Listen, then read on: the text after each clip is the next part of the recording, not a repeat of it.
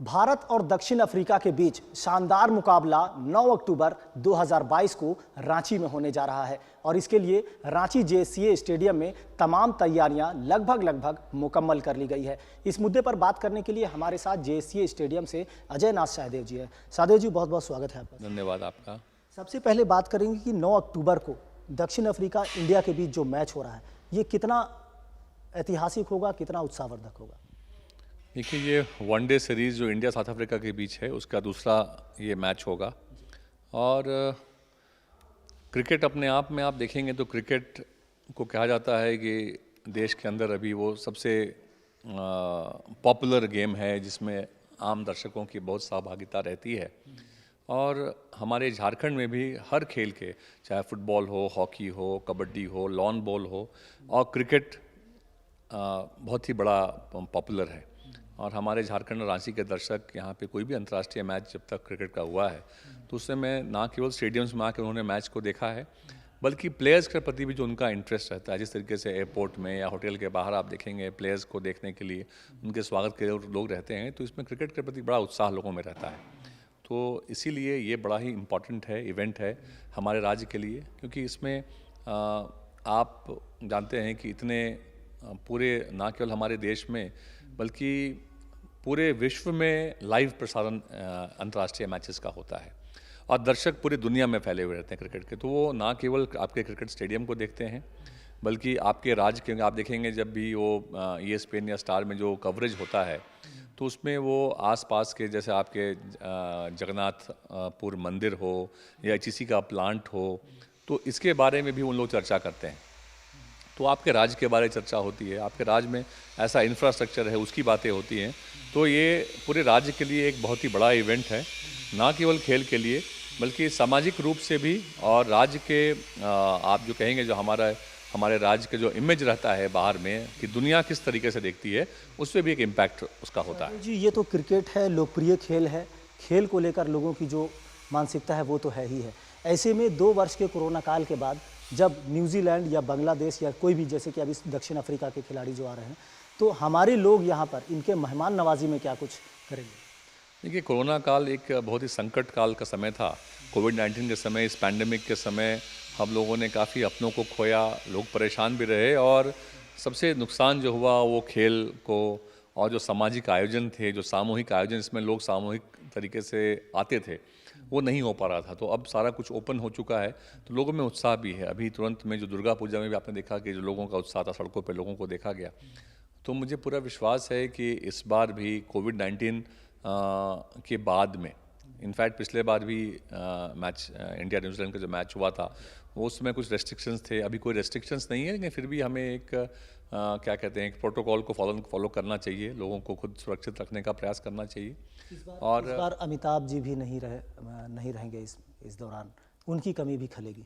देखिए, ये पहला मौका होगा जब अमिताभ सर के बगैर किसी अंतर्राष्ट्रीय मैच का आयोजन झारखंड की धरती पे हो रहा है, और ये बहुत ही हम लोगों ने एक अनफॉर्चुनेट, आप कहेंगे ये बहुत ही एक सैड मोमेंट है कि अमिताभ सर नहीं रहे हमारे बीच में। उनकी कमी को पूरा कर पाना असंभव है।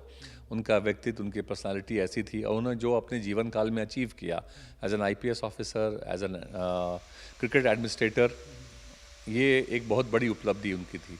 और क्रिकेट एडमिनिस्ट्रेटर के रूप में उन्होंने झारखंड का नाम पूरे विश्व में रोशन किया। उन्होंने इंडिया को रिप्रेजेंट किया ICC में, वो डायरेक्टर थे इंडिया की तरफ से ICC में।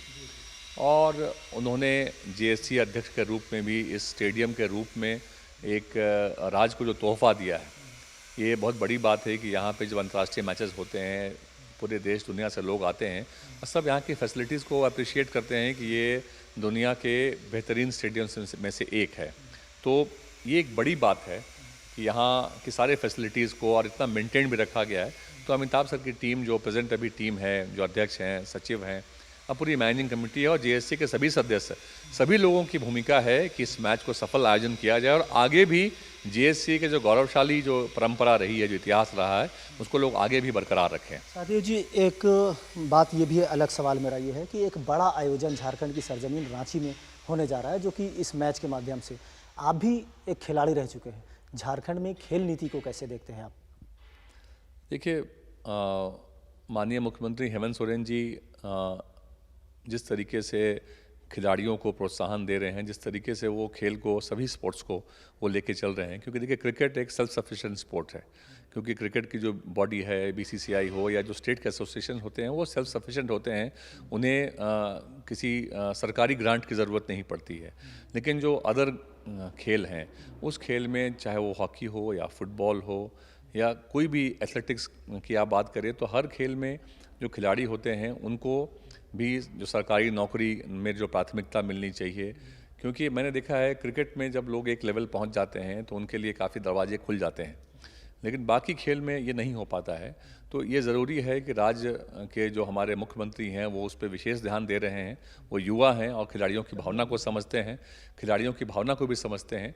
तो मुझे लगता है कि एक बेहतर तालमेल जो है गवर्नमेंट और जो खेल के संघ होते हैं, जो मैं देखा है कि जो झारखंड ओलंपिक एसोसिएशन है या जो अलग अलग स्पोर्ट्स बॉडीज़ हैं झारखंड की, जो जिसके umbrella institution Jharkhand Olympic association है, वो और गवर्नमेंट के बीच के तालमेल की बहुत ज़रूरत होती है। क्योंकि जनरली मैंने देखा है कि खेल संघ आज के दिन में आप देखें कि जो इतना बड़ा इंफ्रास्ट्रक्चर जो नेशनल गेम्स विलेज के रूप में होटवार में बना था, उसका भी उपयोग झारखंड के खिलाड़ियों के लिए नहीं हो पा रहा है। तो उसमें मुझे लगता है कि और विशेष ध्यान देने की ज़रूरत है कि वो यहाँ के खिलाड़ियों के लिए, और ख़ास करके जो उभरते हुए खिलाड़ी हैं, क्योंकि जो खिलाड़ी एक बार बन जाते हैं उनको कहीं जॉब मिल जाए, उससे बड़ी बात है कि आप उसको उस लेवल तक पहुँचाएँ उन खिलाड़ियों को।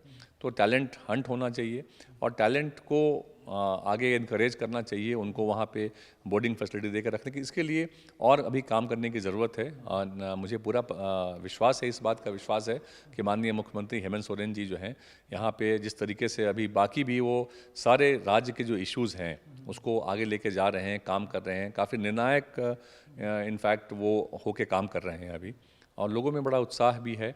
और मुझे लगता है खेल को लेके भी वो काम कर रहे हैं, जिसको और आपको ये देखने को मिलेगा कि उसके पॉजिटिव रिजल्ट्स आपको देखने को मिलेंगे। बहुत बहुत धन्यवाद। ये थे हमारे साथ अजय नाथ सहदेव जो जेसीए स्टेडियम से थे। इनका सीधे तौर पर कहना है कि झारखंड में जिस तरह से ये आयोजन है ये अपने आप में ऐतिहासिक और उत्साहवर्धक होगा, जबकि दक्षिण अफ्रीका और भारत के बीच ये मुकाबला काफ़ी महत्वपूर्ण माना जा रहा है। ऐसे में इनका ये भी मानना है कि झारखंड सरकार भले ही खेल के प्रति अपनी सक्रियता दिखा रही है, अपनी जागरूकता दिखा रही है, लेकिन अब भी कई ऐसी चुनौतियां हैं जो उन्हें स्वीकार करने की ज़रूरत है। खिलाड़ियों के लिए और खेल जगत के लिए और कुछ बेहतर करने की ज़रूरत है, क्योंकि अब तक झारखंड में जितने भी बड़े खेल भी हुए या इसके अलावा कई ऐसे स्टेडियम या जगह है, स्थान है जो अब भी कहीं ना कहीं सरकार की उदासीनता की वजह से धूल फाक रही है। ज़रूरत है सरकार को भी इस और गंभीरता से ध्यान देने की, ताकि खेल जगत और खिलाड़ियों का भला हो सके। अपने सहयोगी अरविंद के साथ मोइजुद्दीन, समाचार प्लस, रांची।